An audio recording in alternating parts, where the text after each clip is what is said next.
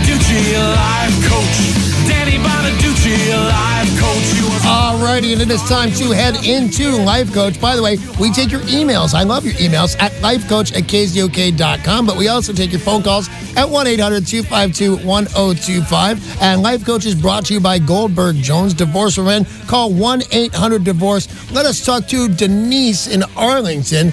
Good morning, Denise. How are you? Hey, I'm doing wonderful. How you guys doing? We're all doing incredibly well. Thanks. What's up? I just wanted to call and say thank you for giving me the courage to tell my husband no. Now, this seems like an odd phone call. You gave me the courage to tell my husband no. What did he want, the bastard?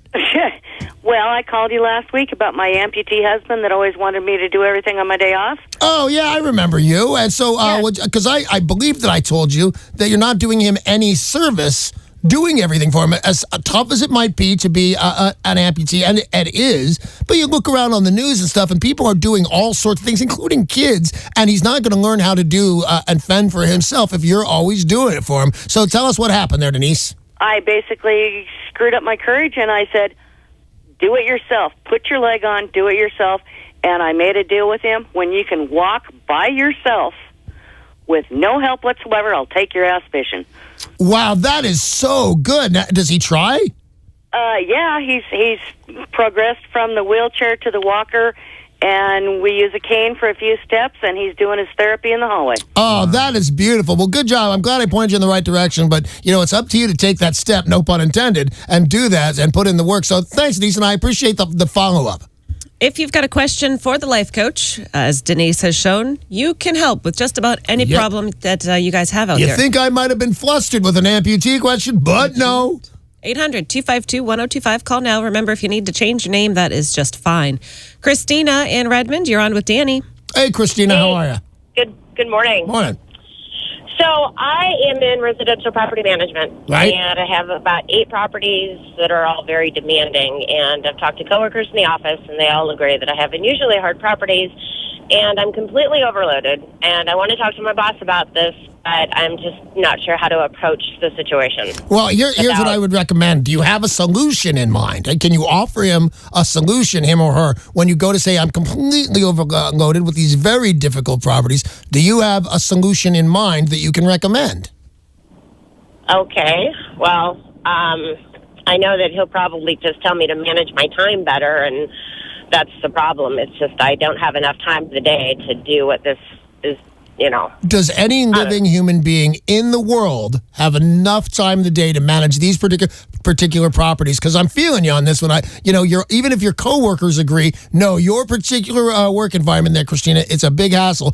Can it be managed, or is it something that is unmanageable and something else needs to be done? Okay. Christina, I don't know. It's a question he's asking you. I don't know. I mean, I hope that it can be managed. I mean, Well, honestly, here's the thing I'm know. telling you. If it can be managed, if he's going to say manage your time better, he can't be right. He absolutely has to be wrong. What has to happen is Christina has to be managing her time as well as it can be managed, and still the job is not done. Then you go in for other things, whether you need an assistant, whether you need to split up your properties. And that's what I think the answer is. I think you need to give 1 or 2 of your properties to 1 or 2 of your coworkers that will not be overloading them, but unburden you a little bit to get your job done. So without knowing more about it than this, I'm going to tell you this: offload some of these more difficult properties. Stay with a full calendar. Say 10 is a full calendar of these properties. Well, let's say that you have 12 right now. It's not fair. Unload 2 on people who can afford it, want the time, want the pay, and then you have the 10 that is manageable. But you need to unload some of these things that are pressing you for your time too much, so you can go to your boss and say, these are not doable properties. They cannot be done, and if they could be done, I would do them. So that's what I would do there, Christina. Good luck on that. Good luck. And the rest of you, if you've got a question for the Life Coach, call right now, 800-252-1025. Call yourself Becky, call yourself Steve, or call yourself whatever your real name is. Just make the phone call because Danny can help you. I can. You can also email lifecoach@KZOK.com. Stacy in Everett writes, the other night, I got drunk and confessed my feelings to one of my male friends. Dun, dun, dun. We've had a platonic relationship, and judging by his reaction, it's going to stay platonic. I don't regret telling him, but I regret the circumstances, especially since I was drunk. I know what I'm going to say. I know that I'm going to see him from time to time, and we've both been invited to a friend's wedding. What can I say to him to make sure we at least stay friends? Are you ready for this? This is. I know that you think this is a big problem, but there's a lot of times we say, "Ask Danny, who's been through all of this," and it's really true. I'm going to solve your problem for you, and you're going to think, "Well, it can't be that easy," or I'd have thought of it myself. Are you ready? All right. So Sarah and I are co-workers. She's a girl. She's a pretty girl. Put a couple of drinks in me. It turns out I love Sarah. I secretly love Sarah. And I tell her, dude, I love you so much. Oh, my God. Every day when you do the news, oh, my God. And I can love you and I can't live without you. And Sarah says, hey, we can't do that. We're just co-workers. Here's how you get out of this. You ready?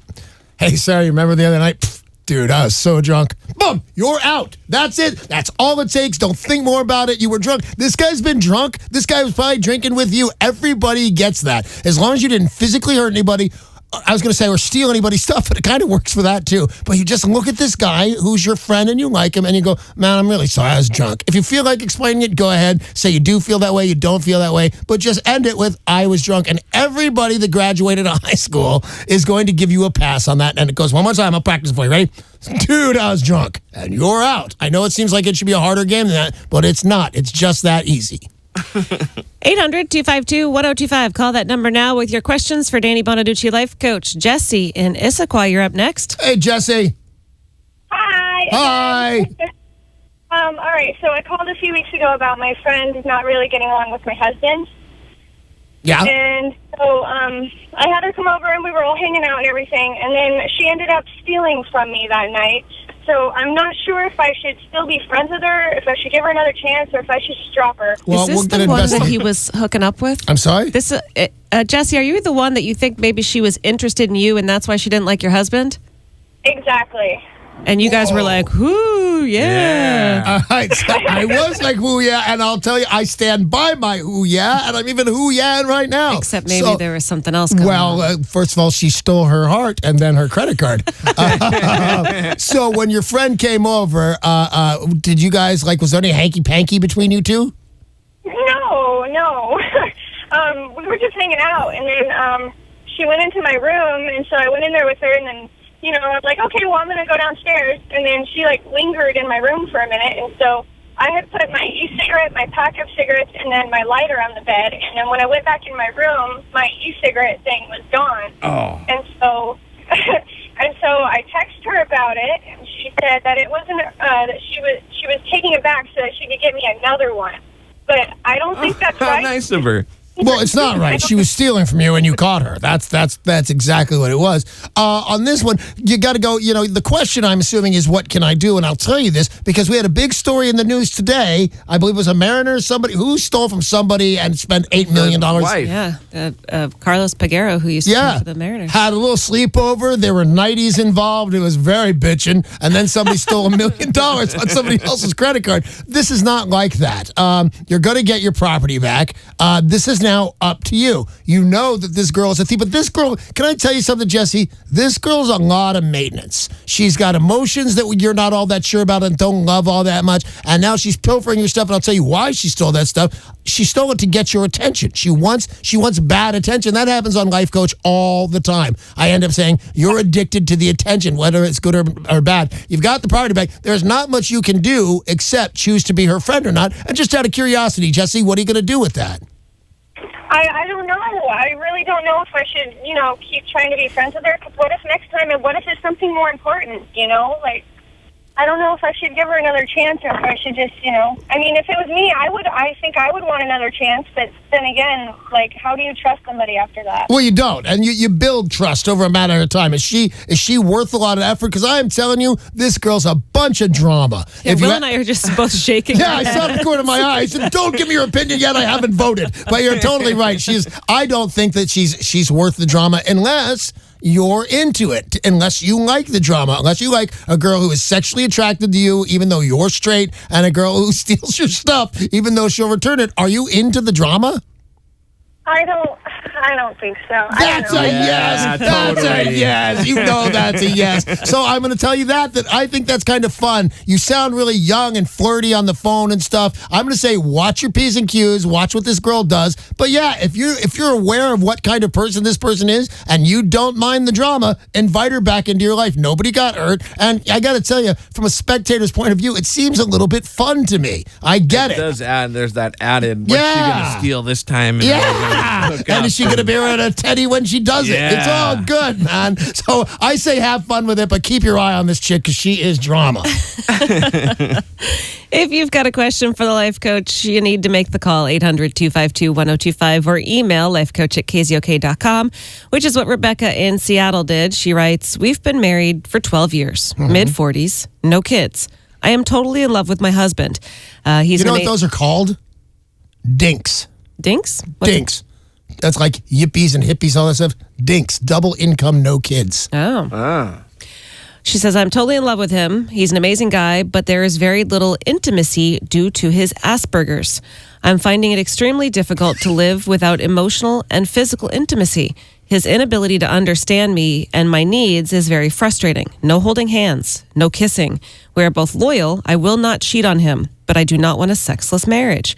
What do you think I should do? Do I leave him or live in a marriage with no intimacy? Your answer is Will, you have your hand up? Well, Asperger's. People don't usually have their hand up during Life Coach. What do you want, Will? The Asperger's, is that one where you can't tell when people are smiling, like when they're happy or sad, or is that? Asperger's is a very friendly thing. People do have smiles on their faces a lot like that. The intimacy. But you have trouble understanding what other people are feeling, They have trouble perceiving other people's emotions. They can't read other people's emotions. Okay, so here's my thing. You kind of answered your question in your email. You won't, and this is a flat out won't. I won't stay in a sexless marriage, but I won't cheat. So the answers are coming a little bit too easy today. I think you got to work it out. And because your husband has Asperger's, there's nothing I can do to say, work this out, talk this out. There's limits to what they're going to do and what they're going to understand. And your patience would run through and nothing would change. So the answer is, if you're going to have a sexless marriage, but you won't tolerate it, I'm sorry, you need to get a divorce. It's in your email right there. I don't usually recommend divorce, but on this one, I got to go, you need to get a divorce on this. So that's my recommendation. Not going to change. We got time for another call on... Zach. I looked up just to see Zach was gone, and then Zach was gone away. I would have told you what Zach's problem was, but I didn't have a chance to look. I didn't see it. I just saw this person named Zach on the phone. I wondered if it was the overnight guy.